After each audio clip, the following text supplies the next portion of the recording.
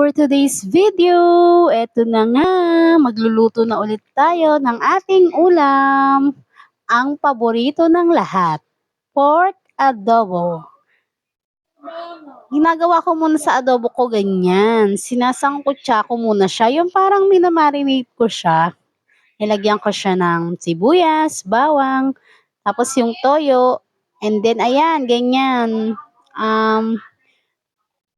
Lalamas-lamasin mo siya dyan, yan. Kasi mamayang gabi, ayan yung ulam namin. Kaya, yan, nilagyan ko na rin siya ng paminta. At eto na nga, after ng ilang oras na pagmamarinate na nalagay sa rep, lutuin na natin siya.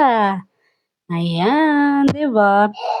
Itong adobo nako, na perfect ko na to sa panlasa na gusto ni tatay. Kaya kapag yan ang ulam, asahan mo, ubos talaga lahat ng sinaing ko. Tapos yung pork adobo pa na yan, kailangan yung medyo may taba-taba para naman masarap. O, di ba? Ayan na kagad. Kumulo-kulo na kagad. Syempre, hindi pa yan okay. Kailangan papalambot-lambutin mo pa yan para masarap ang kain. Ayan, pakuluin pa natin at konting mekos lang.